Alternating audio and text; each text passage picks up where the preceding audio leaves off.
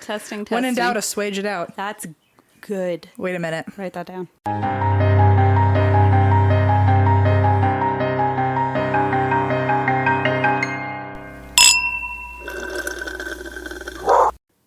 Birthday month, birthday day, birthday month. Today is our unofficial birthday where we have combined our days together. Our combo. Our combo deal. Yeah. And we already had our birthdays earlier this week, which were bananas. Yeah, we did like our own thing for our individual birthdays. Mm-hmm. And then today we combined forces. Correct. And it got extra bananas. It's been a long, weird roller coaster of a day. So first of all, what did you do on your real birthday? Oh, I had actually one of the best birthdays, I think, ever. Like, Rude. truly. I wasn't there. Interesting. Yeah, well, that's probably why it was so special. Mm-hmm. So what was I going to say? Oh, so I went home to Cincinnati for the Fall Out Boy show, which was freaking amazing. I wore a fake nose ring all weekend. I noticed. A lot of people were like, what have you done? And your Instagram pictures, I was like, okay. I know. Blaze was like, so is that real? I was like, oh God, he's worried about me. Yeah, it was super great. I went to Cincinnati and my mom threw together this like cookout with all the people that like family friends, people I hadn't seen in years. And like so many people just dropped their plans and like came over. And Aww. It was all these people. It felt like the good old days back when I was a kid and we'd all have like cookouts at the pool and invite everybody over. And it was really special. And it was just like the happiest and the cake. thing. Oh yeah. And my mom made a cake. So when I was 4 years old, I mean, this is a whole other thing. I don't think I've ever told this on the podcast, but when I was 4, I brought a cake. My mom made this little marzipan cake with a little gnome on it, with little mushrooms, and like this full-on German hazelnut cake. And I brought it to school, but I didn't speak English. And so my teacher told me, you have to say like a sentence in English or you don't get a piece. Of your own cake? Yeah. And what a bastard. I didn't say. I was like so freaked out. I had like severe social anxiety, shocker. Right. And so I didn't say anything. And I just stared at her like wide-eyed, like brimming with tears. Right. And then the principal came in and like into the elementary school and walked over and my teacher was like, oh, and gave the principal the piece of cake with the gnome on it and said, oh, here. And she's like, Christina doesn't want a piece of her own cake. And the teacher was like, no, she wanted you to have it. And just didn't my God. give me one. And so I just was silent the rest of the day. And then I got in the car after school and just burst into tears. And my mom was like driving from her restaurant, was like covered in flour, dropped me off with one of the waiters, drove back to the school, and the teacher was fired that night. And good. It was like horrifying. And then oh my gosh. I saw her years later and I was like, ready to cry. Like, so you should have said something in English real fast that time. I should have been like, I know one word, bitch. I froze up just like I did when I was 4. Anyway, so point being, my mom surprised me with like that same exact cake, and this time I got to eat the little marzipan gnome, and that was very special. So thank you, Mama. That was really fun. Very nice. And that same night, you had your slumber party. I did. So you were one of the only people not in attendance. I know, isn't that sad? But I had a very extra and bougie slumber party. It was a pajama party. It was superhero themed, specifically Avengers themed, as we all know. Of course. But it was very extra. All the food was themed. Eva was there. And it was a big sleepover. I think we had about probably 15 people at the party. Yeah. And then around like 10 or 12 people actually slept over. That's a lot. It was a lot of people. I didn't realize that the last time I had a big sleepover like this, we were all little kids, so we were all half our size. Fit, yeah. And now it was just like fucking bodies everywhere. Like 6 foot tall people. Just grown men and women just everywhere. And no, but we had a really good time. I was surprised that some of the food that I made I thought would get eaten faster, but then the things that I thought were kind of like risks ended up getting eaten. So I made pudding cups, like Hulk themed pudding cups. Cute. And I was like, who on earth would ever eat a pudding cup at a party? That sounds great, dude. Those were gone in like 5 minutes, but then like the things I thought would for sure go really fast and I like got extra of, those took forever. I was like, So I was kind of studying the human behavior of a sleepover as adults. About humanity. Yeah. As you go. Well, it was weird the last time that we had a sleepover. I also had like party favors and everything for people. Yeah. And I was thinking we all had 10-year-old brains and everyone would grab their stuff and like hang on to it, but I had to like give people permission. Their favors, yeah. They were all like, are you sure? And I was like, it's yours. God. Your name is on it. When were we socialized to be just so like... It was very weird to have an adult sleepover. That's so fun, though. It was fun. We all watched 5 different Marvel movies. Everyone got really drunk. It was a good time. Oh, that's great. That is a great slumber party. You can get drunk now and you can eat pudding cups. So it's like the best combination. It's like booze and also it's co-ed and pudding cups. And also candy. It was a good time. So I had a blast. And then today... Christine blew my fucking mind with all of this birthday stuff. Christine went out of her way. I don't know what's going on. I feel like I just went through a weird wormhole and came out the other side. But you did everything that I do when it comes to like going so just out of bounds with like how unbelievably perfect something could be. Like the attention to detail. So here's what, let me just hang on. Oh yeah, they're like, what the fuck did she do? Just in case anyone forgot, there is nothing more like attractive to me in any type of person, like regardless of relationship, before people think this is a weird thing. But like attraction, it's such a weird thing. I know. But like when I'm trying to think of like if I vibe well with another person, there is nothing more attractive to me than the mental effort that goes into gift giving. And like you just fucking blew my mind with how much thought went into it. Gosh. And the attention to detail. I was just so impressed left and right. And so I kidnapped you first. Christine kidnapped me. Well, she also told me 2 days ago, she sent me an Evite. Oh yeah, I forgot. I like photoshopped photos of you that I found from like 2008 on your Facebook. It was a good time. That was fun. And it said to be at your house at 3 and to wait and outside and text you. I was like, what the fuck is this girl doing? God. Foreshadowing. The entire invite was buffalo plaid. Right. Which I did do that. I didn't know that yet. And keep in mind, if there's anything I love more than buffalo plaid, tell me, because I don't know it. Maybe tie-dye. But like that'll be next year. So also a little inside too is that when I had my day job at ISS, one of my coworkers, she was throwing a camp themed party for she worked at a church and she was in charge of like this little group that was going out to camping for the weekend. So she was trying to come up with a theme, and she came up with this theme called Nature Cozy.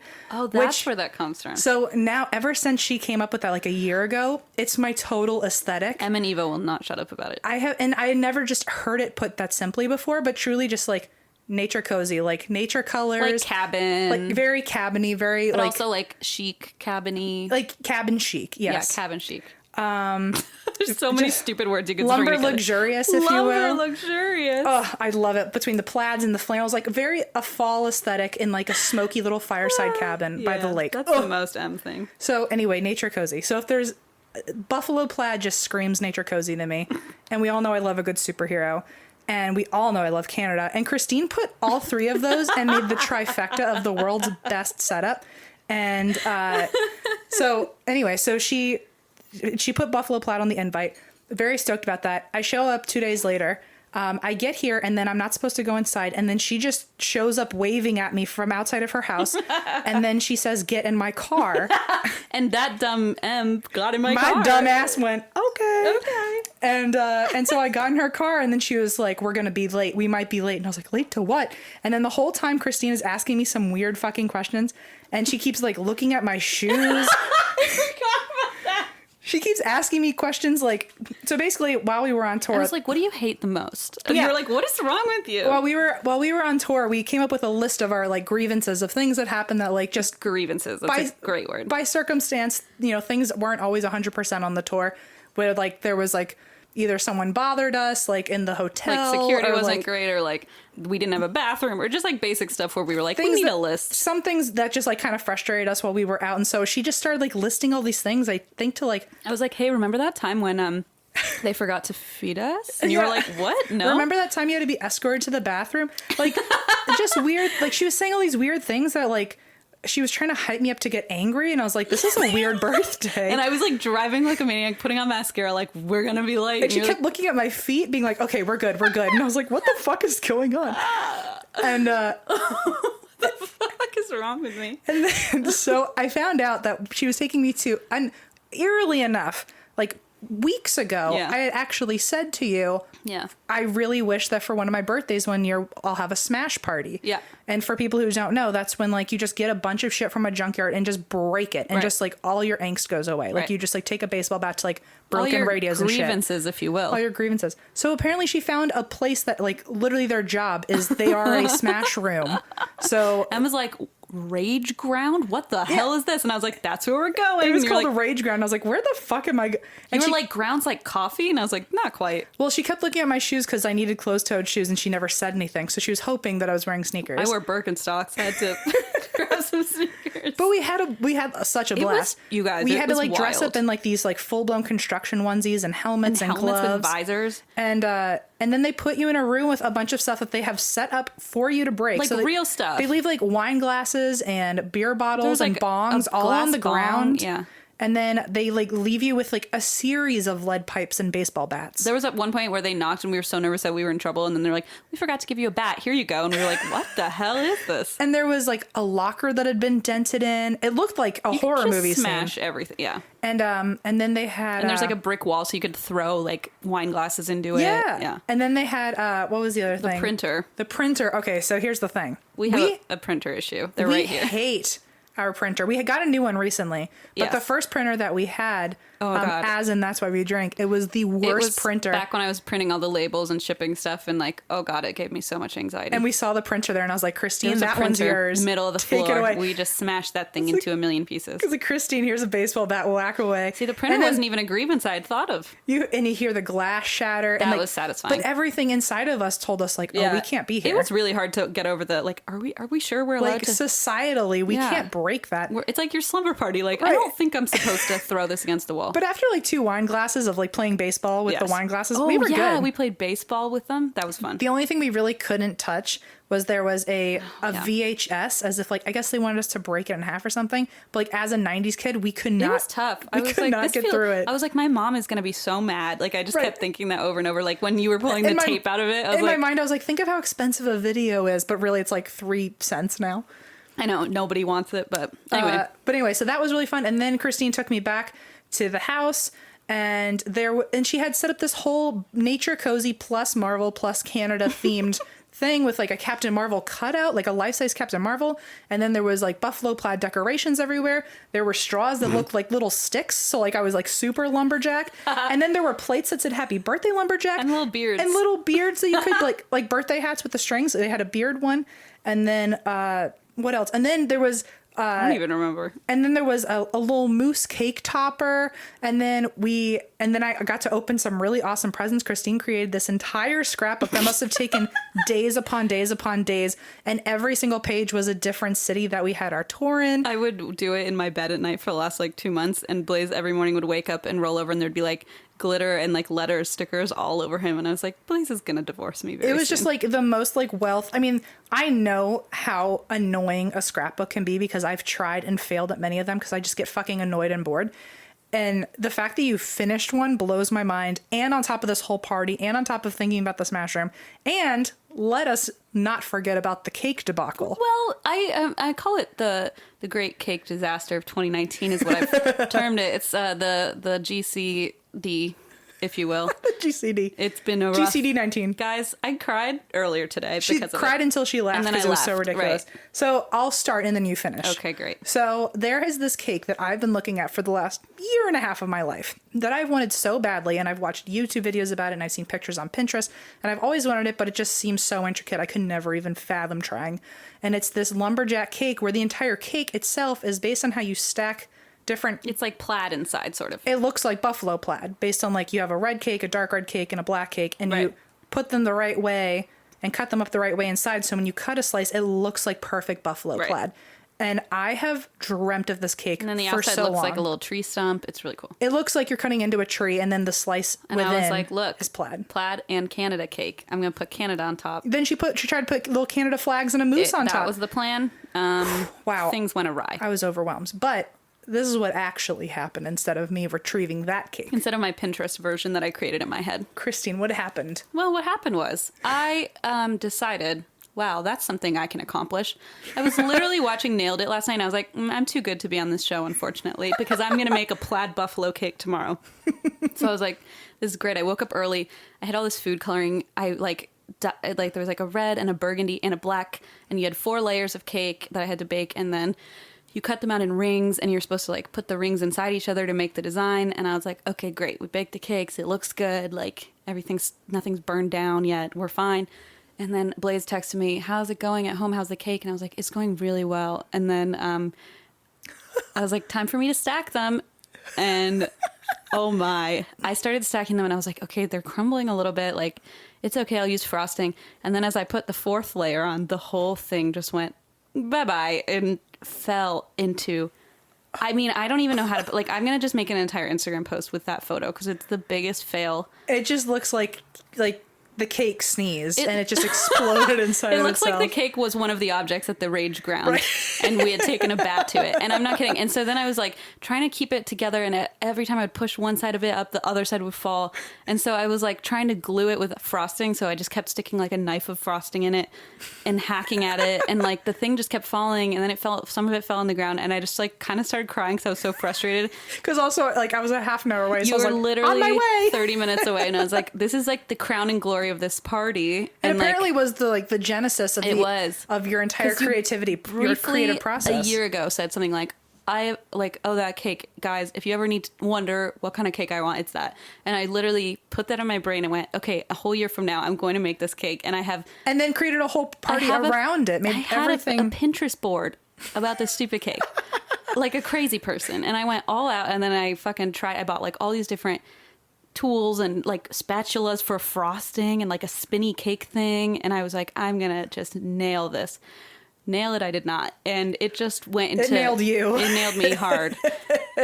And I will post a photo. It is outrageous. Check Instagram. You know what? To be fair, the cake tasted fucking great. And then Em came in and was like, I'll eat it. And I was like, oh, God. I was like, thanks for all your effort, but I'm still going to eat it and say it's the most delicious thing in the world. So you showed up, I was half crying, and I was like laughing too. And I was like, this was like literally glitter in your tears. There was just like glitter. Some of the food coloring was black. I had black food coloring like under my finger. I was like, this is the most disastrous thing. And so then I just had this mousse, and I was like, I don't know what to do with this fake mousse. And then what ended up happening is we Instacarted no, I did that with I told my brother, Instacart an ice cream cake right now, because I am driving to Rage Ground. Em has no idea that I fucked the cake up so bad.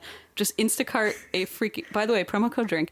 Instacart a freaking ice cream cake from Carvel, and it like showed up while we were on the way to Rage. He's like, okay, crisis averted, there's a cake. And I was like, okay, at least we have a cake. You know what? All I said to Christine is the same thing I'm going to say right now. But like worst case scenario happened, and worst case scenario is that I had 2 cakes for my birthday. One looked great, one didn't, but they both tasted awesome. I put the mousse on the ice cream cake. I was like, I don't know what to do with this. Anyway, it was quite a debacle. And then I got the scrapbook, and we got a whole bunch of good stuff. I know we're going like much. Oh yeah, sorry guys. It's our birthday. We don't care. Sorry. I got a Cynthia sweatshirt that I just immediately put on and started wearing around. Cynthia the doll from Rugrats. From Rugrats. Right. What else? We got a lot of good stuff. I finally got my Webby. Oh my God, that's right. I wrapped the Webby. It arrived last night or yesterday afternoon, and I was like, this is perfect. And I wrote to M from M because I was like, I can't pretend I gave this to you. I can't. Well, also, I always thought that like at an award show, you go home with an award.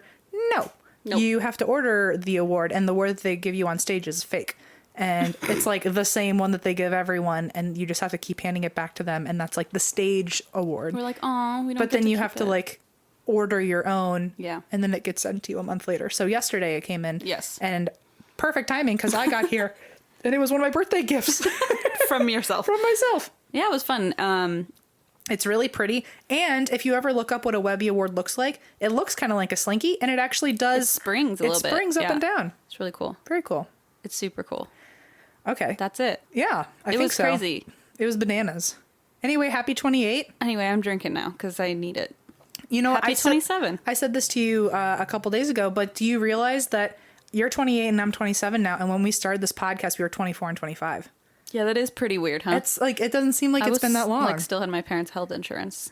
I still had no money. The good old days. I mean, I don't have a lot today, but I have more than like the $40 I had. We can like subsist. We can like live. Yeah, now that's good. I can like afford an apartment instead of. I think was I sleeping on a couch when I met you? No, that was the place before. You were living with that man and the Egyptian man who set something on fire. He put his toaster in the oven. He put his toaster in the oven, you guys. And then, no, he put his toaster in the oven, and then he put a bunch of oil in the toaster. What? I remember that, yeah, because then I was like, why the fuck is this toaster in the oven? And I yanked it out, but he was using it to store hot oil. And then I don't think he knew what a toaster was. That's a grease fire. Truly. Yeah. I mean, because the reason I noticed was because I had turned the oven on to preheat. And then I was like, what the hell is that smell? And I opened it up and this massive cloud of fumes came out and it was burning plastic. And I didn't even know what it was. It's but like in my flight or fright, I was like, I just have to pull this thing out and just pull it out of the oven. And I grabbed it. Hot oil. It was hot melted plastic. Fuck. Covering hot metal, which was holding hot oil. And This is like the satanic version of Brave Little Toaster. It's like the thing. It's what happens after the Brave Little Toaster. Yeah, it's the like sequel. when he really goes downhill and needs some therapy. He's just holding oil. He's just swallowing oil and sitting in an oven. Ugh. But it was one of those weird mind over matter things where I was just so panicked for the place to not catch on fire. I fully grabbed something burning hot and I didn't have any blisters or anything. It was just like I grabbed it and I yanked it. But then I didn't know that it was a toaster and I didn't know there was fucking oil in it. So when I grabbed it, I threw this thing across the kitchen and I just got hot oil all over everything in that fucking apartment. And none of it was mine. And I was like, I want to feel bad, but like that I covered all of his shit in oil. But it's his stuff and it was his oil. Like I did not do this. I like that he just thought it was a oil storage. I never asked him either. I was just like, I needed to know and I wish you had asked. I just remember it reeking of like burning plastic for the rest of the night. And I was like, I think I'm going to die from inhaling of the fumes. Shit. I'm so glad I got out of that place. The place before that was a couch in Inglewood. So I guess that place wasn't any better. Oh, good times, guys. Anyway. I don't know how we got on that, but Anyway. That's when I met you. Oh, yeah. And now I was 24 now then. We're getting That's old. what was happening. Now we're nearing 30. Oh, fuck. Well, okay. Yay. It's almost Blaze's 29 and a half birthday. So it's the last of his 20s. Oh, no. Oh, no. Poor boy. Poor boy. Christine, how's your period going? Oh, super good. Sometimes I wish I could understand my cycle phases in real time. And even with period tracker apps that I've tried, there's still a large margin of error. And that's when Ava comes in. Ava is a Swiss startup company dedicated to advancing women's health and to breaking taboos about discussing the menstrual cycle. It's a wearable CE certified medical device in the form of a comfortable bracelet that uses cutting edge technology to detect different phases of the menstrual cycle in real time. It's really cool. So it also, another huge feature of Ava is the fertility tracking. So there's no more guessing games. It's clinically proven to detect the 5 most fertile days of your cycle. So if you are trying to conceive, it is a very handy tool. And by the way, the bracelet is very comfy and cute and you wear it at night and I like it a lot. Yeah, even though the bracelet is comfortable and stylish, it only needs to be worn while sleeping, which is extra fun. Yeah. So it's like fashion for sleep. It is. And if you go to sleep wearing it, you wake up in the morning with some insight into your health and natural cycles, and you feel very zen. That's right. And 20% of the price of Ava goes directly to the company's medical research and development in women's health. So as you buy, it gets better and better. Yes, so they are just all around a great company. So it's finally time to understand your body, guys. Visit avawomen.com to learn more. And for listeners of And That's Why We Drink, you can receive $20 off your order by going to avawomen.com/drink and using code DRINK. That's avawomen.com/drink, code DRINK, for wherever you are in life. Hello. Wait. That's the first time that's ever happened. Hello. Fresh. Guys, let's just talk about HelloFresh because we haven't in a hot minute. You know we're going to.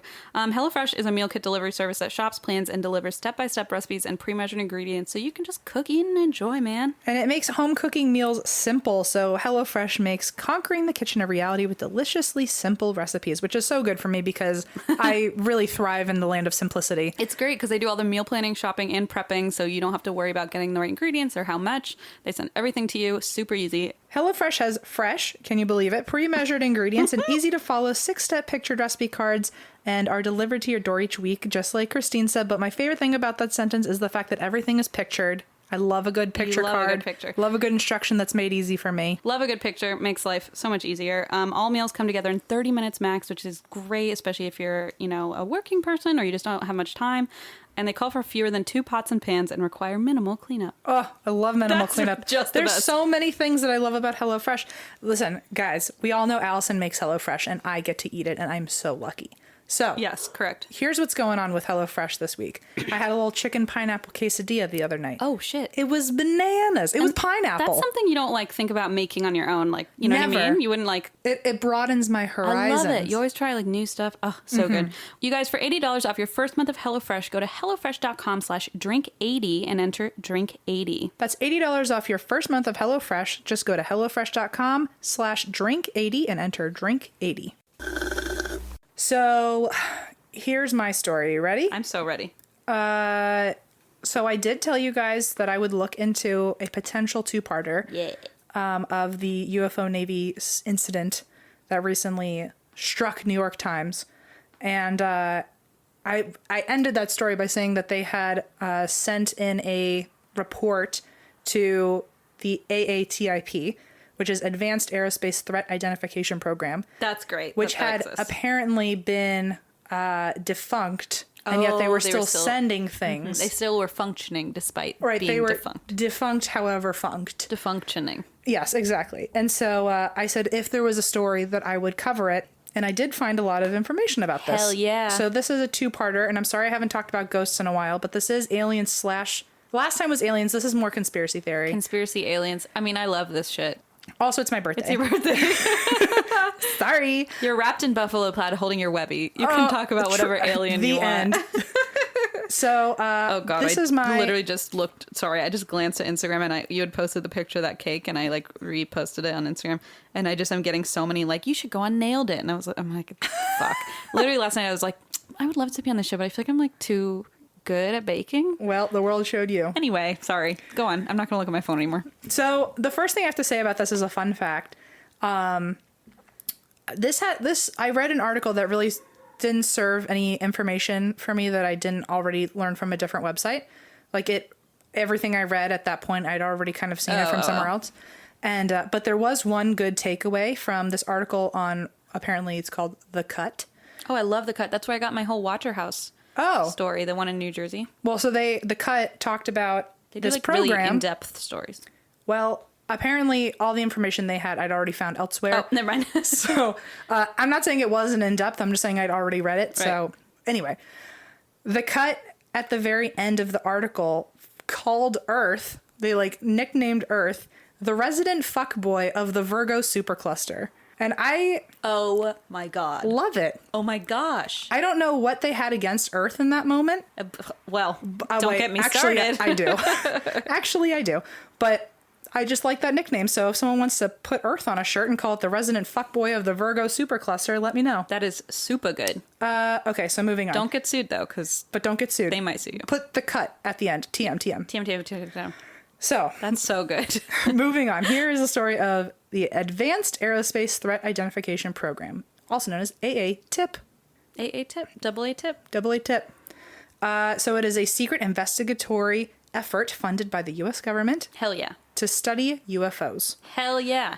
The program began in 2007, and it was originally pushed to start by former Nevada Senator Harry Reid.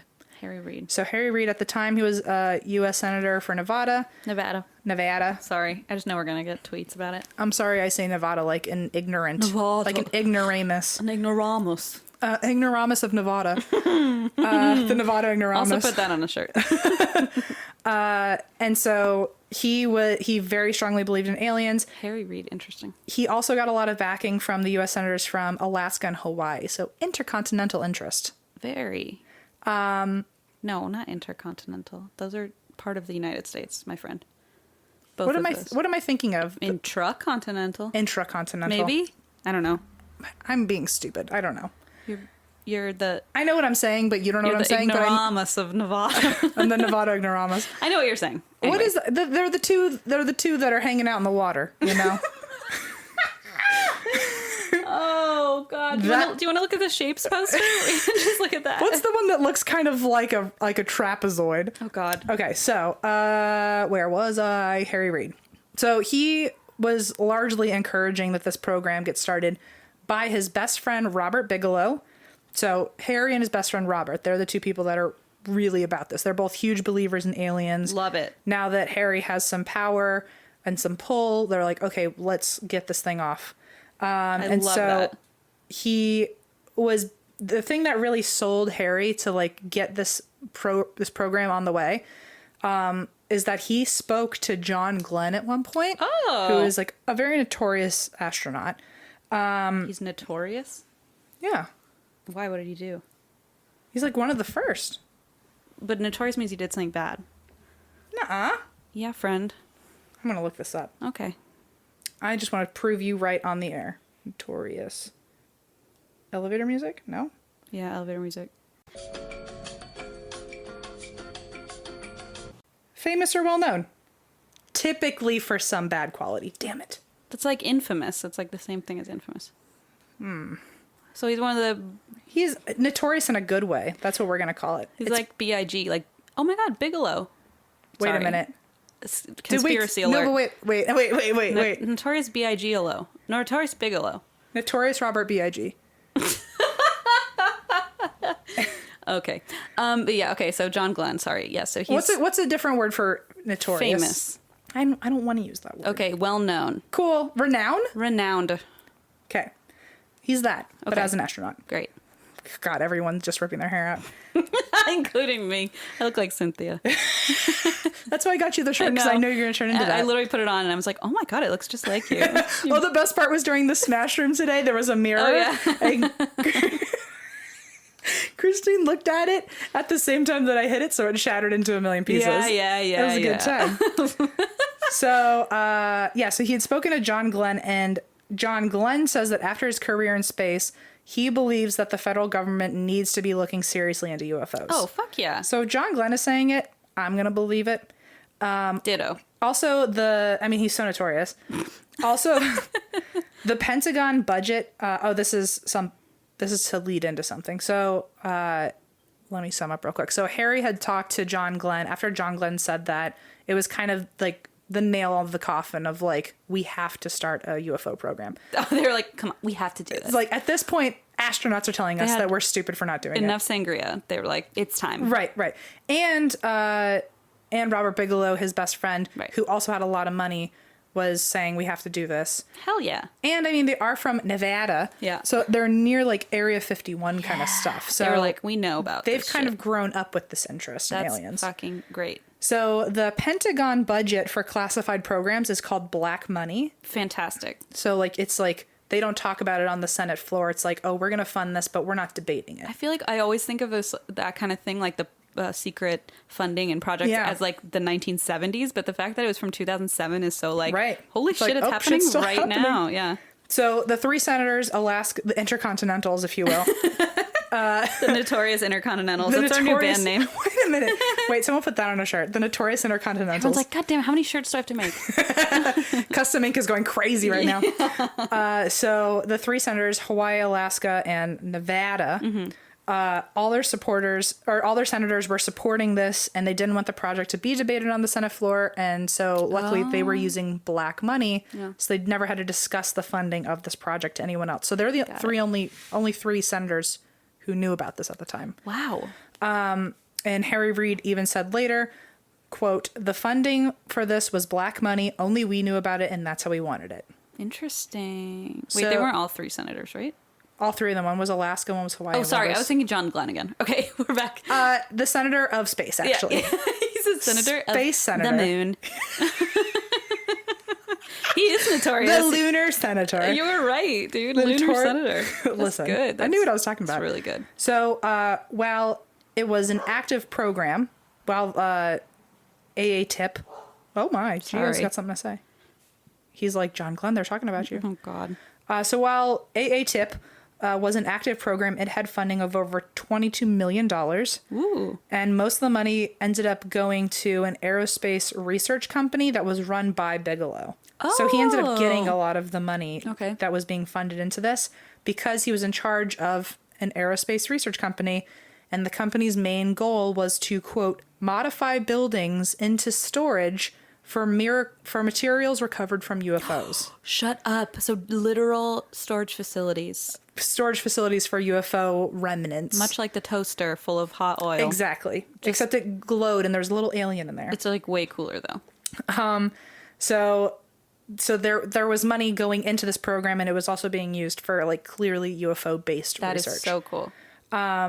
The researchers on this project also spoke to those specifically in the military who experienced UFO encounters while on duty, which would make sense why the story I told last week, why they were reporting to this. Even though, as far as we know, they shouldn't have been reporting to it because the company or the project should have been defunct by that point. Sure, okay. But it makes sense why the military is reporting to them. Got it. If it is, in fact, functioning. So, the project also collected testimonies of aircrafts that move at high velocities with no visible signs of propulsion, that hovered with no apparent means of lift. Oh, that was like what they saw. Which is what they saw. Holy crap.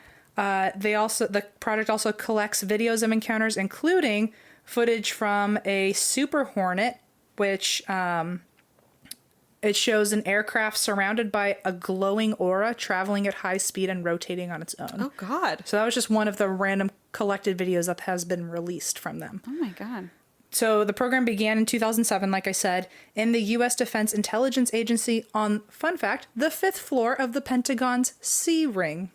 Okay. So now we know exactly where it was. So let's all do a meetup. Yep. See you there.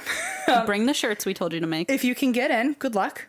If you can get in, let us in. If you can get into the Pentagon, let me know. Let us in, please. Help us. And the program was also run by a guy named Luis Elizondo. Okay. Luis Elizondo. He was a military intelligence official, and 2 years in, so it started in 2007. By 2009, the program had already made some really extraordinary discoveries, and Senator Harry Reid argued that it needed to become a restricted special access program. Okay. And that they needed to limit the amount of officials who knew about it and heighten up the rigorous security. Like, so they were like, lock this shit down. They were like, shit's going on and people cannot know about it, so we need to make this really secretive.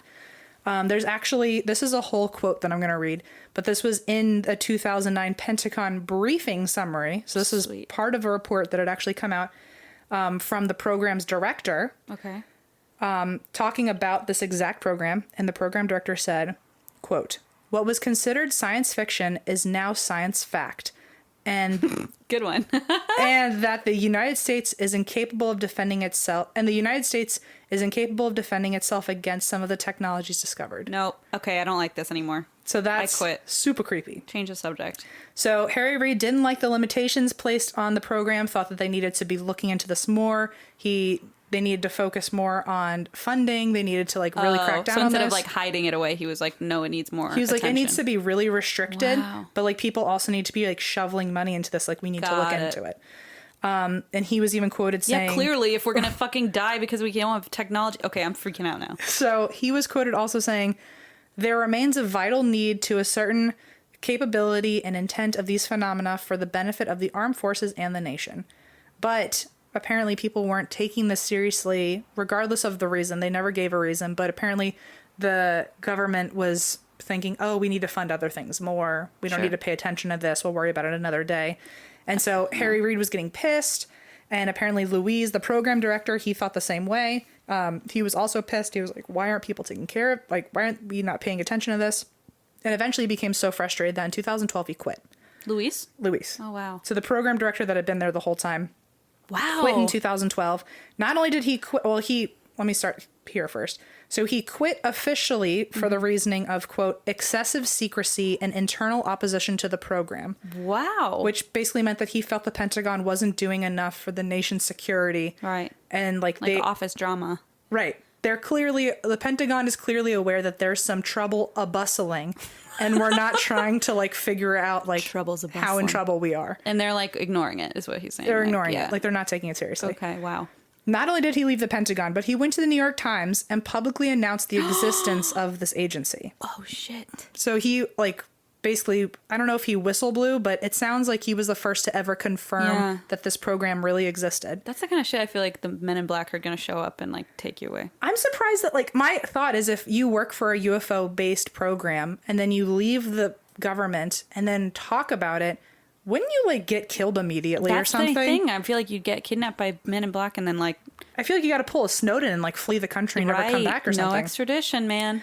So You can flee the country to Alaska. right. Intercontinental. You know how that is. It's its own place. So he left the Pentagon, went to the New York Times, publicly announced the existence of the agencies, and he also made sure to say that he believes that there is, quote, very compelling evidence that we may not be alone. What? While he was working there, he heard reports from what he said were mostly highly trained material aeronautic experts. Oh, fuck. So people who are like just bred and born to be around these things. And there's another quote from him saying, they described objects that appeared to be intelligently controlled, possessing aerodynamic capabilities that far surpass any currently known aircraft technology. Oh my God. He also said that he heard reports of UFOs flying at hypersonic speeds. So I'm about to read a huge paragraph, and it is all a quote. I just didn't even want to try to like paraphrase it because it really did it justice. Sure. So he heard reports of, quote, and then a lot of things I'm going to say are quotes. Louise heard reports of UFOs flying at hypersonic speeds, which were more than 5 times the speed of sound. Whoa. Yet there were no signatures that usually accompany aircraft flying at such fast speeds. So there were no sonic booms. There was no there was no sign. Like trail or anything. Exactly. Wow. The UFOs were also unexpectedly mobile, traveling so fast that they would have experienced G-forces that far exceed the limits of endurance for humans and aircrafts that we know of. Okay. So it went so fast that even if it was like a remote controlled aircraft, the aircrafts we know could not withstand going that fast. Holy crap. Whether or not there was even a human pilot in it who would have definitely died. Right. Sorry, my nose My is nose itchy. does too. I'm like... There must be dust or something, because for some reason there's only one part of my nose that itches like crazy when there's dust around. Dust in this house? I don't know. Impossible. It's probably fucking like food coloring. Maybe. I don't know what it is. Particles. But it's always right here. It's like a little to the left on the tip of my nose, and it always itches like crazy. I don't know what my deal is. Blaze, help. So they were seeing things that were so fast that humans and, as far as we know, aircraft also could not withstand. Holy crap. For example, he said, the F-16 Fighting Falcon aircraft reaches maximum 18 Gs, while the human body can withstand about half of that. Wow. Okay. So what he was saying about the UFOs that he saw is that these things that we were observing were pulling 400 to 500 Gs. What? Even though so it's literally impossible for anything not we even know. close. Yeah. Not even close. If the fastest we know is 18 Gs, this thing was pulling 400 to 500. Holy crap. He also said they don't have engines or even wings, and they are able to seemingly defy the natural effects of Earth's gravitational pull. Damn. So these things are just like fucking bananas fast. There's a moth in here. There's a moth, and I became a dog all of a sudden. You really did. She's like, squirrel. But yeah, so these things that he's heard reports of are just like impossible to be human. But he does give the caveat of that just because we don't know what it is doesn't mean that they're aliens right away. It could be U.S. foreign technology, which is even creepier. I was going to say, honestly, that also creeps me out. I mean, it just means there's like a serious potential threat. Super secret, super classified, super dangerous that we don't have any knowledge of. That we don't have protection from. Right. Yeah. So no matter what, it's not looking good. I don't love it. But it doesn't mean that necessarily that it's an alien. Got it. I fucking think it's an alien. Well, it's obviously an alien. It's obviously an alien. Just don't listen to Louise. So while he was working there, he actually did make a list of the most common UFO traits that... What the fuck is that? Is Juniper getting in a fight or something? That was definitely a cat. Every cat and dog on Earth just started fighting at one time. Like the dogs out in the neighborhood are barking. God, I don't like talking about aliens and then everything kind of goes then all the aliens go haywire. Okay, sorry. I don't know what that was alarming though. Let's try it again. Okay. So Louise, while he was working there, also made sure that he released this. He made a list of the most common UFO traits that are reported that are also taken very seriously. Okay. So if it has one of these 5 or all of these 5, it gets taken the most seriously as a report. He calls them, I think I erased it by accident. He calls it like the 5 discoverables or something, or the 5 observables. Got it. Okay. So these are like marks of how these are like the serious it is. These are like the most common reports of UFO that are taken actually seriously. Got it. Okay. So if a UFO has anti-gravity lift, meaning flies with no visible means of propulsion and lacks any flight surfaces, including wings. So if Great. something's flying and doesn't have fucking wings, we're going to take that seriously. Goodbye, everybody. Yeah. We're done. Exactly. We're done here. That's what he says, actually, to the whole group. Number 2 is, and also these are all direct quotes too, because I didn't want to mess it up. And Sure. So, instantaneous acceleration that no human could survive. Oh, great. The Sure. G-force. That makes sense. There is actually one incident that I don't want to go too in depth with because it might actually be a good story one day. But apparently there was one UFO that's been noticed where it moved faster than 30 times the speed of sound. Oh, God. So they were like, yeah, that's something to look into. Yeah, maybe a little speedy for us. So the third thing is hypersonic velocities without any vapor trails or sonic booms. I can't imagine why you didn't want to paraphrase that in your own words. Right, exactly. I'm not that smart. I don't even know Holy. what fucking Hawaii is. So Yes, you do. I know it's part of America. I'm just being stupid. Ignoramus. The Nevada Ignoramus. The Nevada Ignoramus. The fourth one is low observability or cloaking entirely. So Oh, the cloaking. That's creepy. a lot of people have said that they'll see something and all of a sudden it just fades into vanish. invisibility. Oh, ooh, creepy. Fades into, or like what you said, just fucking leaves. So like all of a sudden it's visible and then it's not. I don't like this cloaking thing. So that's another thing taken So seriously. We don't even know if they're just fucking hovering around and we just don't see One them. could be in this room. And stop it. It's that moth. I'm kidding. That was flying around. Oh my God. Ugh. Mothman at its smallest. Mothman. Baby Mothman. Baby Mothman. Moth at baby. Hypersonic speeds. And then the last one is transmedium travel. So moving between different environments, such as from space to Earth to water. Okay, well, yeah, I guess that makes sense. If it's coming from space, I don't really Like being know. able to be an aircraft and then like a submarine all in one. Like, oh, God. Oh. And so those are the 5 main things that they check for. Okay. And so he's coming out with all this information. And in response, the Department of Defense said something. Oh, okay. They came forward and said that the program did exist.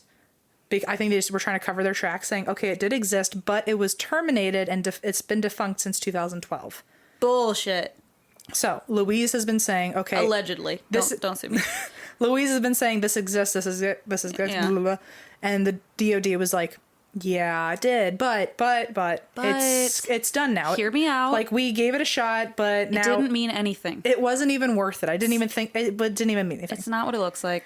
So an anonymous former congressional staff member Okay. said, quote, and defending why they like decided to terminate the program.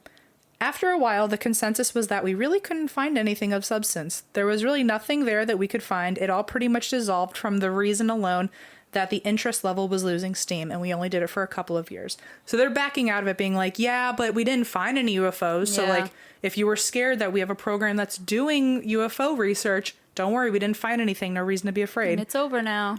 And then there was also a spokesman from the Pentagon talking about the Department of Defense saying it was determined that there were other higher priority issues that merited funding, and it was in the best interest of the Department of Defense to make a change. So that was their reasoning for why the program was terminated. I mean, I do understand that there are like high priority things in this Sure. country that need funding. I do understand that.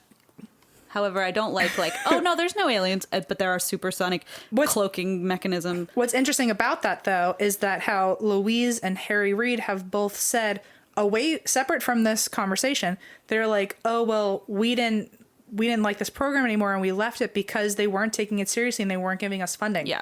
So like away from this, they were already saying that, and now this kind of confirms that storyline of like, oh well, we didn't want to fund it because we had other like, priorities. not taking it seriously, I'm like that. Right. Exactly. So that kind of makes things add up. It makes their argument a little more valid of like, oh well, they weren't taking it seriously and they weren't funding it, just like you said. Just makes sense. So officials say that the program ended in 2012. However, Louise has said that the only thing that ended was the government funding.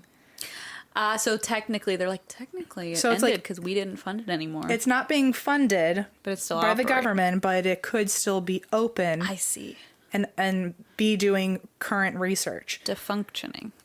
That's exactly it. So Louise said that the program continued after he quit. When he quit, it's not like they said, oh, well, you're leaving, so we're going to terminate this entire program. That didn't happen. He's saying that after he quit, the program continued, and he even had a successor, but he declined to say who it was. Okay, good. I was like, he didn't shout him out, right? Because that would be pretty rough. Throwing him under the bus. New York Times would be on his doorstep in a second.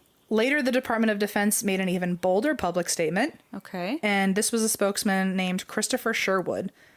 And Christopher Sherwood said, quote, "The Department of Defense is always concerned about maintaining positive identification of all aircraft in our operating environment, as well as identifying any foreign capability that may be a threat to the homeland. The department will continue to investigate through normal procedures reports of unidentified aircraft encountered by U.S. military aviators in order to ensure defense of the homeland and protection against strategic surprise by our nation's adversaries." So what he's basically saying in that quote is that the Pentagon admits that it does currently investigate reports of alien spacecraft. So they're continuing to investigate. Right. So he's not only saying that it did exist, but he's also going against the conversation of like, oh, well, it's terminated. He came out and said, well, we're still doing it. Yeah, because he said we didn't find anything, so it's over. But like, not really. Okay. But now this new guy is saying, well, we're continuing. We're still researching. Christopher Sherwood, which sounds like the most fake made up name. It's creeping me out. I'm sure like if they actually publicly let someone from the Pentagon speak, it was not his real name. Sherwood. So basically it's the Pentagon saying, oh yeah, we do research alien spacecraft. So it freaked people out all over again. Sure. And that statement has actually been called by other journalists a bombshell revelation. And they've even, some journalists have said, quote, "Previous official statements were ambiguous and left the door open to the possibility that this program was simply concerned with next generation aviation threats. Holy shit. But this new admission makes it clear that they really did study what the public would call UFOs. This is the first official evidence released by the U.S. government that can be rightfully designated as credible, authentic confirmation that UFOs are real." Wow. Because if they're researching them, they are real. So they're researching something, They're right? researching something, and there's a lot of reports that of them. they consider an unidentified flying object. So it was considered a bombshell because at this point, it's pretty much confirming that UFOs are allegedly real. Yeah. Whether or not that means aliens are involved, there are unidentified flying objects. Right. And enough of them that millions of dollars are going into a project that is classified and investigating and being taken seriously enough by the Department of Defense that exactly it's being funded. So in 2019, that's right now. That's right now. Oh my god, I went there. Oh, I've been there. In response to the Freedom of Information Act request, the Defense Intelligence Agency released a list of 38 projects that the AATIP worked on. Oh my god. While it was, quote, functioning. How many? 38. 38. And that's just some of them, but they released a list of 38. Holy shit. Some of the topics were... Oh my god. These are some of the things that they literally had projects happening, and they were like very official classified projects. I'm freaked out. That are now declassified. Yeah. The topics were... Oh god. Traversable wormholes, stargates, and negative energy. Stop. I'm already freaked out. Holy shit, are you serious? That's all one project. Traversable wormholes, stargates, and negative energy. Oh, sorry. I thought those were 3. That's 1? That's 1. Oh my god. Okay. Wow. Wormholes. Traversable wormholes, stargates, and negative energy. Another one is warp drive, dark energy, and the manipulation of extra dimensions. Dude. And then the third one was invisibility cloaking. No. Which was led by Dr. Leonhardt, who is a theoretical quantum optics expert. Oh, hell yeah. Who even in 2006, he himself theoretically, on a board with a bunch of math formulas, found a way to create an invisible hole in space inside which objects can be hidden. No. So he has mathematically figured out a way that invisibility cloaking actually exists, and he was leading the program or the project under AATIP. Holy shit. Did you ever see that movie, What the Bleep Do We Know? No. It's like about quantum physics. It's the most... I watched it when I was like 15, and I've just been obsessed blew your with mind. the concept ever. Yeah, it's amazing. The things I learned at 15 seem to have existentially always resonated with me. I need to be careful what my future kids hear at 15. Because Patrick Stump Fall Out Boy never went away. Yep. Quantum physics is the other thing. Well, when I was 15, I wanted to one day be a professor of quantum physics. And really? And then I took physics. My senior sem in high school. I went to a college prep school, so we had to do senior sems and all that. Yep. And mine was I had to explain. I wish I had it somewhere because it was really fucking good. But at 17, I had figured out in a very layman's term essay. It was the longest essay I'd written at that time.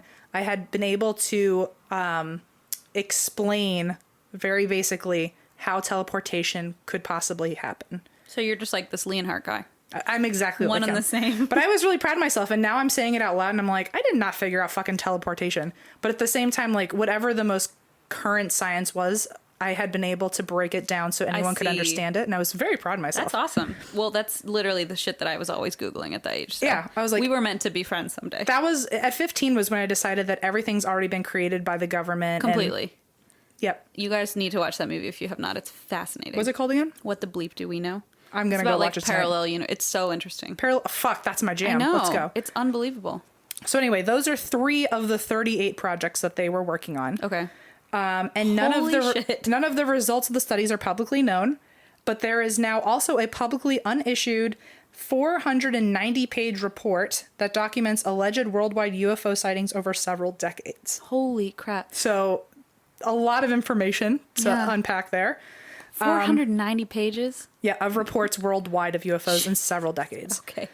So, it just, a lot of stuff was going on, and even though it's not technically funded, that doesn't mean it's not happening. And Sure. Christopher Sherwood fucking confirmed that. Christopher Sherwood dropped the bomb. So, a few months later, which was this May, the New York Times reported that in 2014 and 2015, U.S. Navy pilots fully briefed the AATIP about encounters they had with UFOs, which is the story I told last week. Right. Okay, cool. And that makes sense why now they were reporting back to a company I see. and to a program that for the last 2 years, as far as we knew, was defunct, but Yeah. they knew to keep sending reports over to them. Okay, because you were like, I don't know how it's still operating, but like clearly it is. Yeah, I was like, that doesn't sound right that they're reporting back to something that's been closed for 2 years. Right, totally. But apparently it's been around well enough that the Navy knew to send a report over there. Got it, okay. So the government, it's like one of those It's little still secrets happening, yeah. where they're like, oh yeah, it's defunct as far as we know, but also Jesus. send a report. Sorry, the door, Olive just pushed the door open. It Aw. scared the crap out of me. Hold on.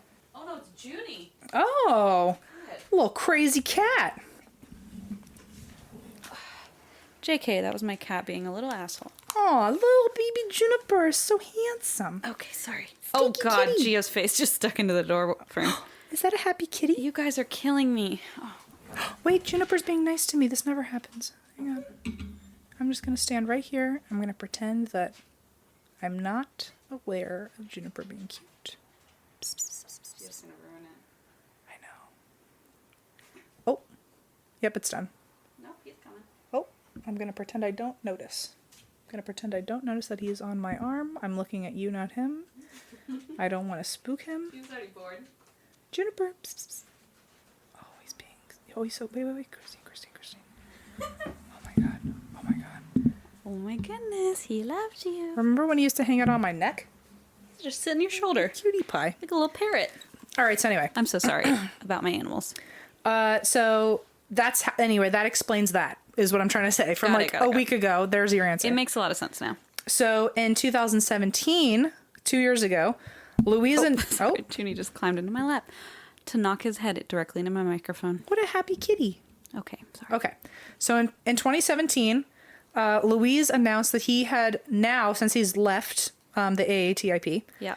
and he's left the Pentagon, he announced that he created a new company dedicated to aerospace, science, paranormal, and entertainment. All of our fucking... Hold on, wait. That's literally everything. And it's called And That's Why I Drink. Our names are really Luis and Notorious Bigelow. Yeah, exactly. That's me.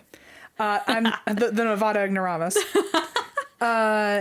And so the company that he opened is called To the Stars Academy, which I don't remember what story I recently covered, but I used a lot of information from To the Stars, and they were... That sounds like a preschool. To the Stars Academy. Sounds like a does. literal preschool. Whatever the last alien story I covered before these two, I remember so many times seeing To the Stars, To the Stars. Really? I was like, what the fuck is this company? But that, again, that answers that. Wow. Okay. So If you go back, if you're one of those people who listens backwards, you'll eventually hear To the Stars come out of my mouth, and now you know what that if is. you're listening backwards, it's going to be very confusing to do a 2-part episode, but okay. This is the one time where that might actually work in some way, but I guess you're right. well, whatever.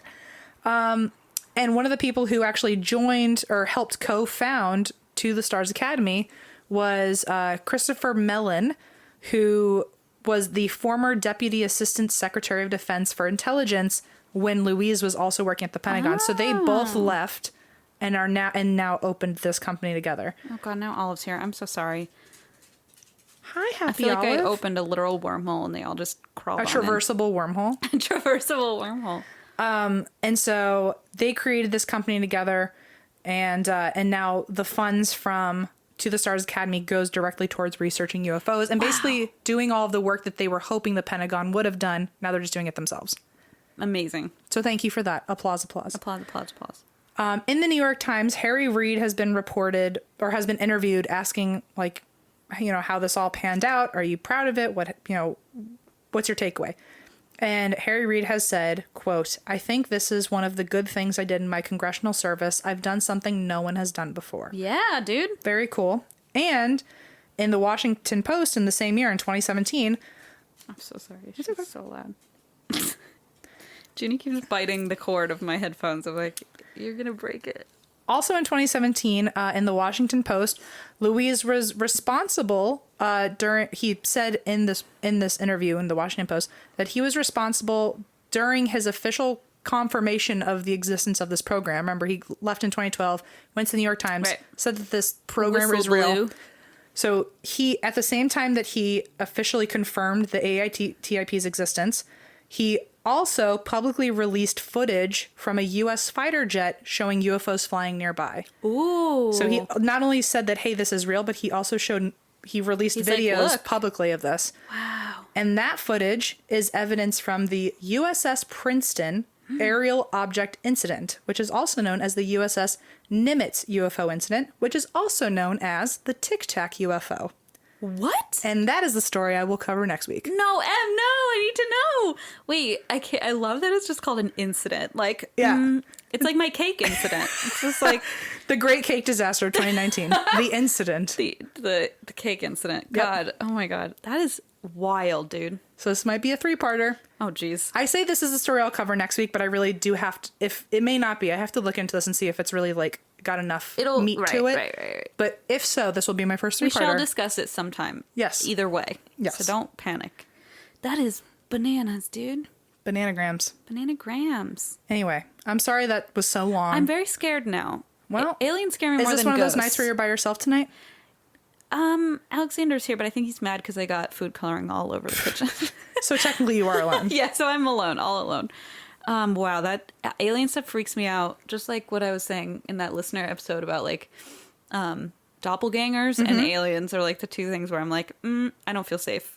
Well, what freaks me out is that like few, but enough of the people involved in the program have all said, we need to be paying attention to this. Something bad will happen to like, us. either it's a foreign adversary that's going to just nuke us in a fucking second. Exactly. Or it's an alien for sure. Which like, there's something going on. War of the World shit, Orson Welles. No matter what, it's apocalyptic, and we need to be okay. We need to think about it. We need to build our bomb shelter.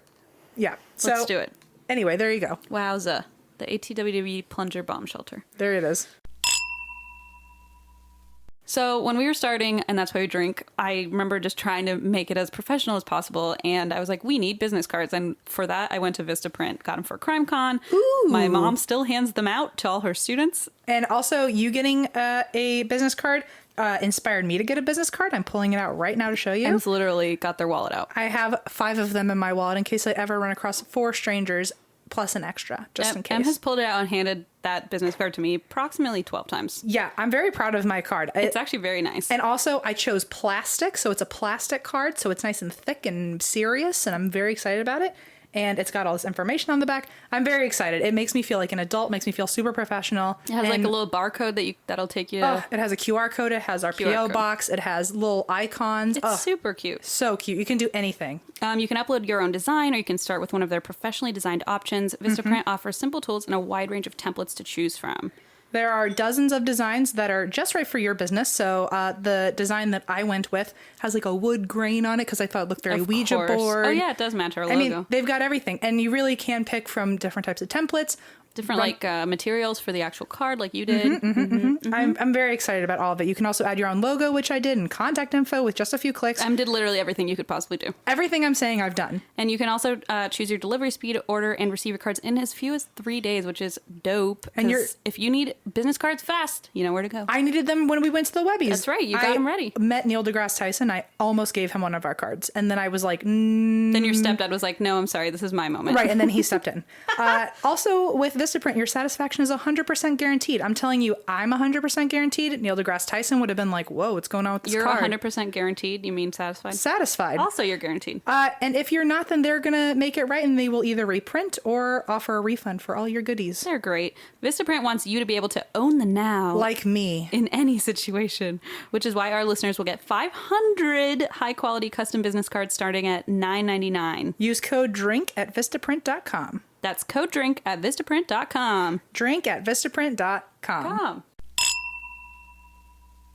I know it's our birthday, but if I have to tell you to put a shirt on one more time, I'm going to lose my mind. All I can look at is your ThirdLove bra. I did accidentally flash you earlier, and I'm very sorry about that. I do love my ThirdLove bra. It doesn't even feel like I'm wearing a bra, so I wear it all the time, as Em knows. ThirdLove is great because they use data points generated by millions of women who have taken their Fit Finder quiz to design bras with breast size and shape in mind for a perfect fit and a premium feel. In the Fit Finder quiz, you can answer a few simple questions to find your perfect fit in 60 seconds, which over 12 million women have already taken. It's really cool. And according to Christine, yes, it's actually fun. It's very fun. Takes less than a minute to complete. And you might actually find out that you have a different breast size or shape than you thought.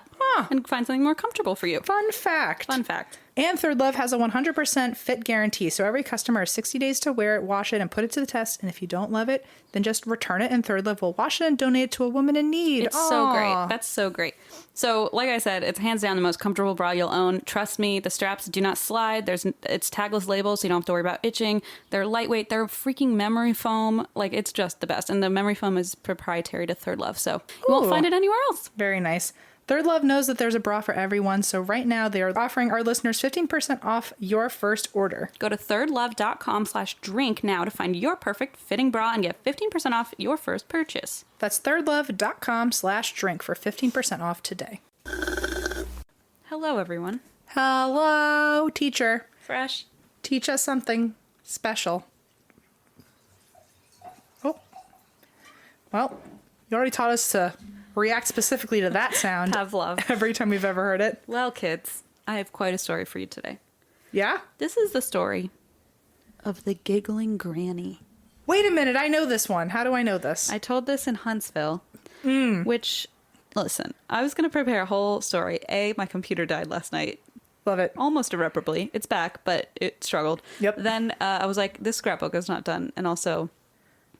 just let's all, I know you guys can't see it, but the scrapbook that Christine made, it really, like, every second of it, there was such thought and love put into it. So, like, if you had to skip doing notes to work on that, it definitely showed, at least. Thank you for giving me a pass today. For once. So this is my Huntsville story. It's an Alabama story. We didn't have that many people at our Huntsville show anyway, so I figure it's okay if I share it. Sure. And we didn't record it, so it's not going to be Sure. released live. So this is the story of Nannie Doss, the Giggling Granny. I truly don't remember this much don't myself. either. And I remember this is one that people requested have requested for a long time. I remember Granny because there's the Granny Ripper is what I'm thinking of. Oh, right. Yes. Because That was another story that you requested. I requested that story from you. And now every time I hear Granny, I always think it's the Granny Ripper. I mean, it's very few and far between Granny murders. I know. So I just associate all of them with Granny Ripper. Yeah. Well, Nannie Doss is probably friends with her. Cool. So Nannie Doss, she's born Nancy Hazel in 1905 in Blue Mountain, Alabama. Woohoo! Ow! Which is now part of Calhoun County. Oh my. Her childhood? Well, let's just get started. Yeehaw. Her childhood was pretty tough. Instead of going to school, Nannie and her 4 siblings stayed at home to work on household chores and tend to the farm. Her father was also very physically abusive toward her mother and all the kids. At age 7, while the family was taking a train to visit relatives in southern Alabama, the train stopped suddenly, and she hit her head on a metal bar very hard on the seat in front of her, which we know about frontal lobe injury. We sure do. For the beginning of the end. Sociopathy incoming. Right. For years after, she suffered severe headaches, blackouts, depression, mental instability that the doctors believed all related from that head injury. So it was very bad. By the time she was a teenager, Nannie was obsessed with romance. She dreamed of getting married someday and living an idyllic life with her husband. She was just very, like, you know, goo goo gaga over, like, the idea of getting married and having a family. And, right. you know, the things that all women should do. and care about. Only that. Only women. Cooking pot roast also. Right. Oh, God, I love a good pot roast. Allison, are you listening? Hello? Fresh? Pineapple quesadilla. So she dreamed of getting married. She was like, she would read these like romance magazines about dreamy, dream boats. And she basically was kind of, people now attribute it to like wanting to escape her childhood life, Sure. with her father, basically. So it was supposedly an escape. Speaking of her father, he forbade all 4 of his daughters from wearing makeup or attractive clothing. So, like, obviously, with that pressure, she wanted it even more. Right, and right. dreamed of it even more. And it was like suddenly, If you make it a forbidden fruit, then all of a sudden they want it more. Exactly. Parents, are you listening? Parents. I'm not a parent, but I'm going to tell you how to parent. Let's do a parenting podcast. Oh, I can't wait. We have a lot to teach you. I'll just tell you everything Linda did wrong. One, We already do that. 1, business suits on fucking water sprinklers in hotels. That's step 1. That's step 1. That I wouldn't say that's parenting, except like a We could do a whole do as episode I say, on that. not as I do, maybe. That's a great one. Yeah. That's a great one. She loves parenting through that Also, method. don't pepper spray through a vent so that everyone in the hotel gets pepper sprayed. Oh, no, do it. Oh, do that. Yeah, that's the one you do, I think. Oh, I see. So okay. I don't know. You know anymore. better than I do. We'll just put Linda on. We'll just put a microphone in her face and be like, how do you parent? And She's then like, leave for finally. 3 days. Finally, you give me my chance. Ugh. Okay, so she was like dreaming of getting married, yada yada. At age 16, Nannie finally got her wish when she met a man named Charlie Braggs, and within 4 months they were married. Okay. She's 16. Settled down. Locked Yep. him in. Right away. They had 4 daughters together, but their marriage began to fall apart. One problem was that Charlie's mother, who lived with them, had similar abusive tendencies as Nannie's father. So she was still back in like the parental abuse situation. And No she was still bueno. a child. I mean, she was 16. And Right. so her mother-in-law who lived with them is like still abusing her the way her father did. So she... And this sounds like a time and lifestyle where she, as his wife, is also his property. Does that come up at some point? I don't know. It just sounds like there's like no running from it. I mean, like, to be fair, it was like right when women could barely even vote. So yeah. so probably. So maybe. So regardless of if it's in the We're story, like in let's just 1920. So like, yeah. contextually, yeah, she's his property. Contextually speaking, Sure. she's property of the state. Okay, so her mother-in-law was similarly abusive like her father. She began to drink and smoke heavily as a coping mechanism, and both Nannie and Charlie cheated on one another regularly. In 1927, 2 of Charlie and Nannie's daughters died suddenly at the breakfast table. Oh my God. Yeah. Their deaths were attributed to food poisoning, and then Charlie's mother, so her mother-in-law, died shortly after. After Charlie received an anonymous warning not to eat any food his wife prepared. Uh-oh. Which I I'm like, I looked everywhere, like, what do you mean an anonymous letter? Like, who the fuck is writing It that? could be only one of some people. Right? Like, who the hell is writing this anonymous letter or whatever? Oh, it's probably Christopher Sherwood. Absolutely. It is, I think so. Absolutely. It was a Department of, or It's Pentagon an alien, briefing. actually. It's one of the aliens from the sky. He's just cloaking. He's Cloaking. So he got an anonymous note saying, "Don't eat your wife's food." So he and his oldest daughter, Melvina, what a name. What a name. They fled and they left Nannie at home with their newborn named Florine. Wow, they were like, fuck you, Florine, I guess. It's just, Bye. you'll figure it out. Fucking survival of the fittest, Florine. Florine, poor baby. They were officially divorced in 1928, and Charlie brought Melvina back to Alabama so she could be with her mother and sister, like closer to her mother and sister, after the divorce. And that's when Nannie met her second husband. His name was Frank Harrelson. She met him through a Lonely Hearts newspaper column. Love it. Love it. Back when you would like... That's how we met. Oh, right. Tinder via newspaper, yes. The old school. The old That's school how old way. we are now. Almost 30. You know? True. He wooed her with poetry, and she responded with, quote, randy letters and a photo. Oh my. She's like, fuck your poetry. Look at my boobs. Although, you're right. Back then, it was... Nannie knew how to do it. I feel like Was this all in the newspaper, though? Like, where like public eyes could watch their correspondence? I think it was like they met that way, and then they would mail shit to each other. Okay. Yeah, I was like, wow, they're really brave out there. However, I feel like a randy photo in the 20s was like an ankle bone or something, like an ankle. This is a question I'm putting you on the spot for, where I don't think you will actually know this. But one of our grandparents would. But if you meet someone through the newspaper, at some point, the only way you can contact each other is through the newspaper, right? Until you give your address, but you'd have to do that through the paper. That's a good point. So do you just hope that nobody also sees your address and just comes and kills you? I don't think, maybe like the newspaper has the information. Okay. I don't know. Like they're like the mediary. Sure. Or maybe you put your phone number and hope nobody calls you.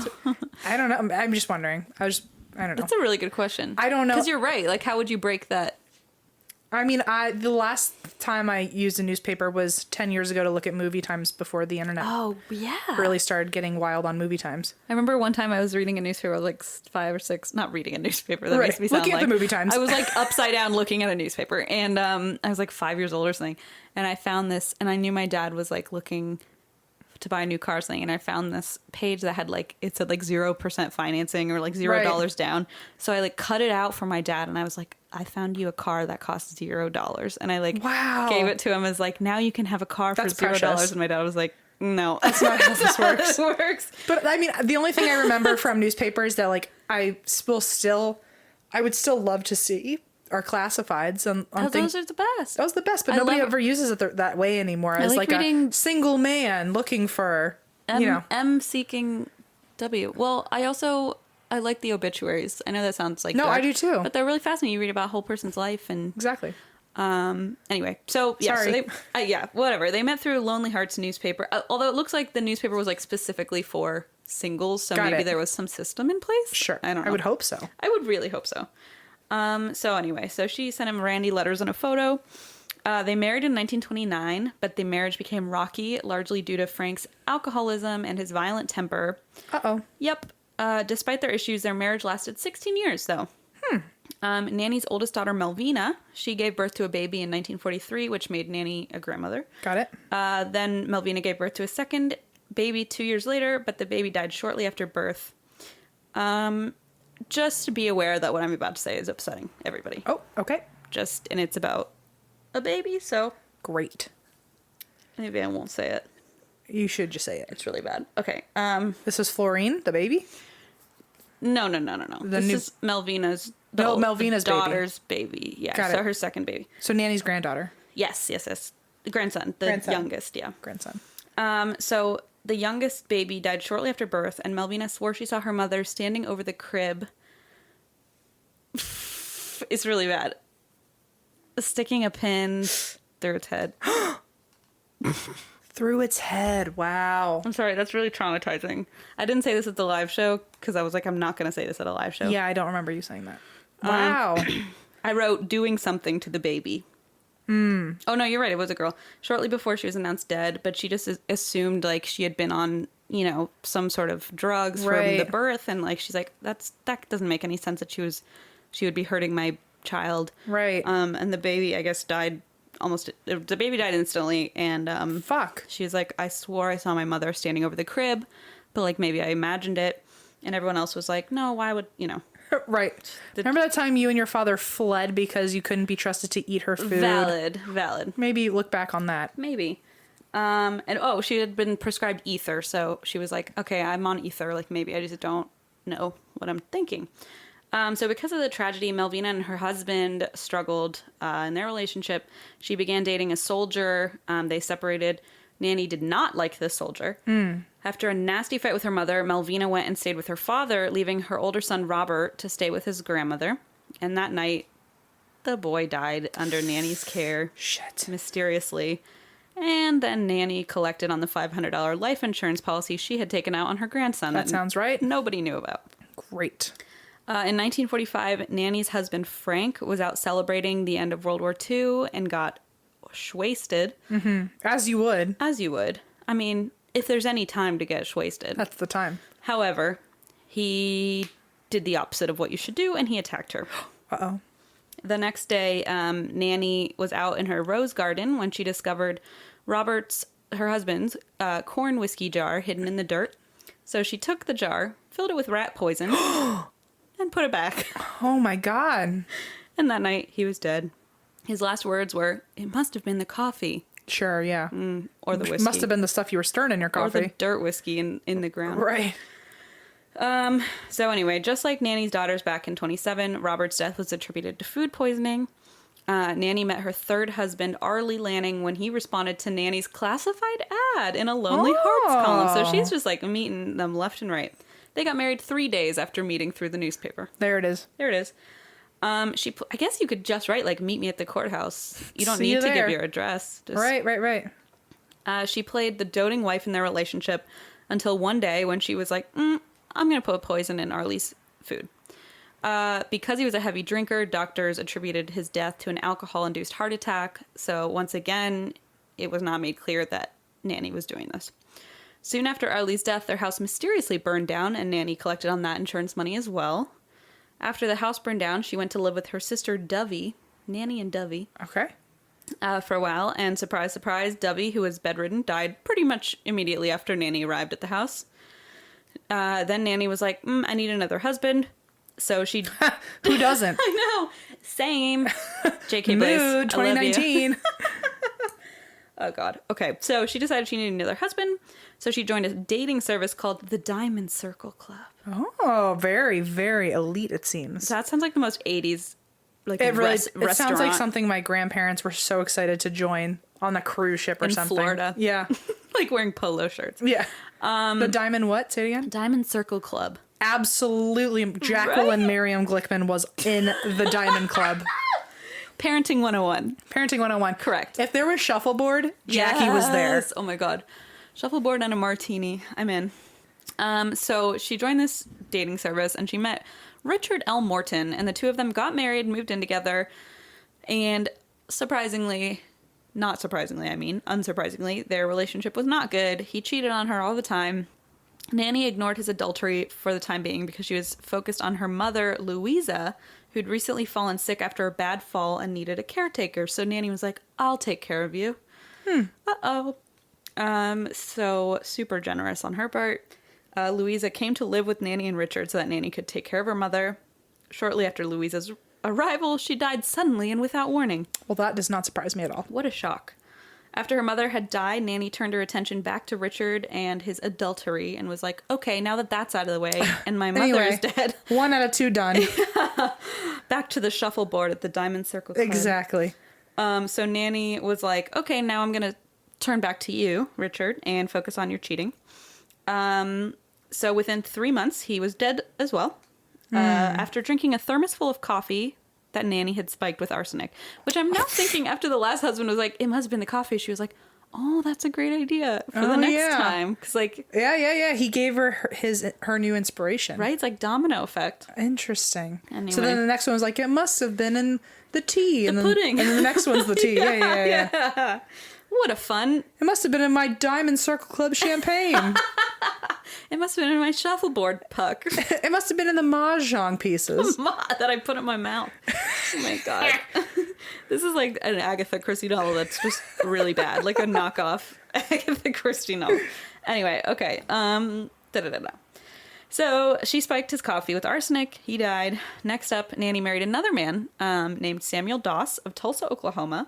In 1953, he had lost his entire family to a tornado back in Arkansas. Oh my God. So he was like just out of sorts. Let's say also, like, I think that's the first tornado death you've covered at all in all of our episodes. Yeah. Wow. No, you're totally right. 1 off the list. Someone's going to email like, no, there were 4 episodes where you did. Yeah. No, I'm just kidding. We're such assholes. No, I think you're right. Yeah. I don't think we should have like a, like the dumb ways to die thing. We should like try to check off every single one of them at some point. One.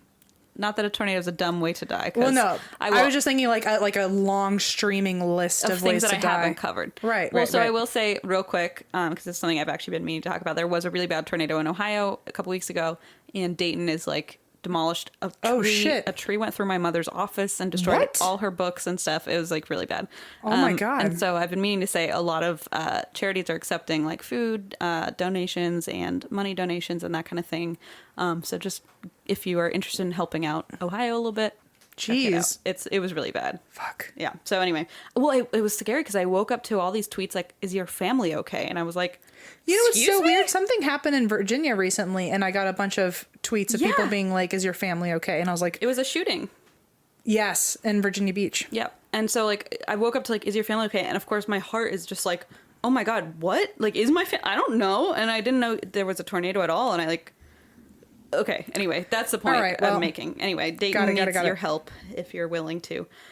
So anyway, this guy, Samuel, had lost his family to a tornado. And so this is where Nannie gets her last name. She finally decides to take her husband's name, becomes Nannie Doss. Samuel Doss was a Nazarene minister who disapproved of Nannie's love of romance novels and stories. He told her she was only allowed to read magazines or watch TV shows that had an educational purpose. Oh, okay. So if anyone was like property... Right. By now, it's this guy. He was the most, quote, traditional. Correct. I see. This is the most Mad Men, like 50s. Like, you may only read magazines that I approve of. Ew. Saying he was getting on her nerves, Nannie left him as a form of protest and wouldn't come back until he put her name on his bank account and took out 2 life insurance policies with her as a beneficiary. Oh, my God. So she was like, I'm leaving and I won't come back until you sign me up as your beneficiary of 2 life insurance policies, which, like, jeez. I don't know how we didn't... know what was coming. 2 and 2 together, but okay. So Nannie did the only rational thing. She laced a prune cake with poison. God, first, it must have been the prune cake. I'm telling you, prune, like, without poison in it is already, like, gonna just put me out of my misery. Poisoned. The Glickmans at the Diamond Club are eating prune cake. No, they're not. We have good taste. You don't eat prune cake? Listen, I'm telling you, if someone gave me a prune cake, it would not have good taste. You're like, you don't even eat anchovy pizza. Well, amen. That's further proof. If someone said eat prune cake and I was like, I'd rather die, they'd be like, don't worry, there's poison in it. So you will. You get both. You get both. Oh my God. Okay. So she laced a prune cake with poison. He spent a month recovering in the hospital and was diagnosed with a severe digestive tract infection. Been there, homie. But he survived. Nannie did not give up, though. Turns out she was in a rush to collect on the 2 life insurance policies she had taken out. So she was like, oh yeah, this prune cake will die and then I'll get the money. But since he was in the hospital for a month and didn't die, she was like, shit. This prune cake will die? What? Did you say this prune cake will die? Did I say that? I think you did. And in my head, I was like, well, if I ate it, I would die. I'm so glad you caught that. That's awful. It's fine. No, let's keep it. Everyone's hitting the back 15 seconds, like... Or they're like, no, we all heard it. I thought you were calling him a prune cake, and I was like, is it like a snowflake or something? Prune cake. Snowflake is out. Prune cake is in. Yeah, there it is. Twitter, come on. Don't be a prune cake. Don't be such a prune cake. So, right. She was like, the prune cake will kill him, is what I was trying to say. Got it. So she was like, but when it didn't, a month later, and he came home again, she was like, shit, well, that didn't work. So she put her favorite trick to use, put arsenic in his coffee. Yep. And he just immediately died. Go back to basics. So after that whole month in the hospital recovering, he goes home and immediately is poisoned. So terrible.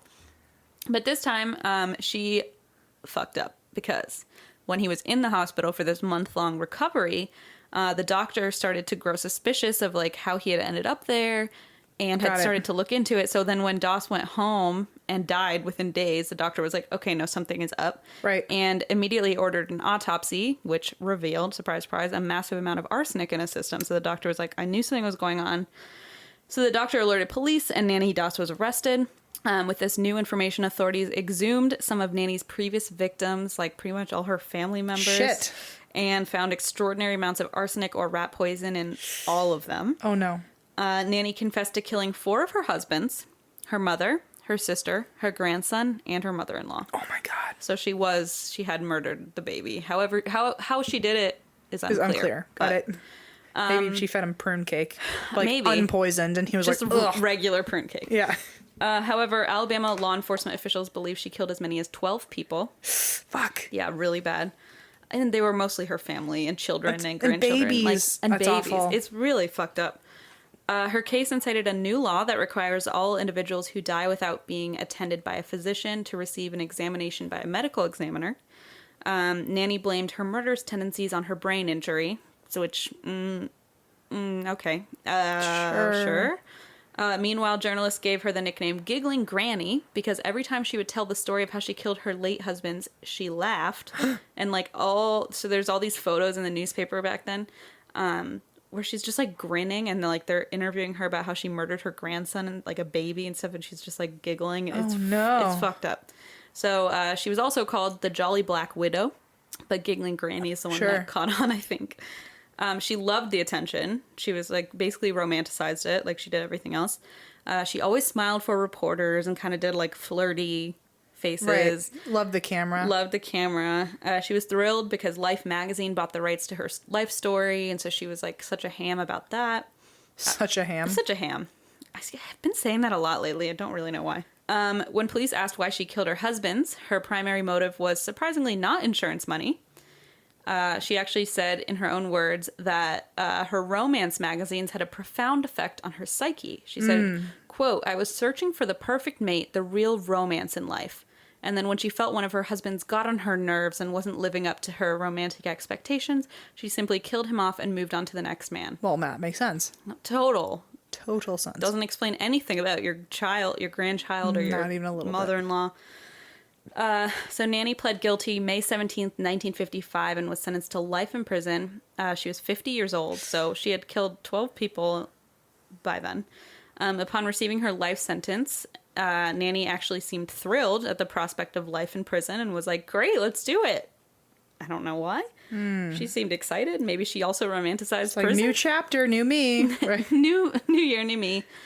New prison, new me. She was a model prisoner. She was known for always being jolly, lighthearted, despite the fact that 2 years into her sentence, she said she wished she had just been put to death. But she remained cheerful. She often joked about her case, especially when she was interviewed, all the way up until her death in 1965 of leukemia.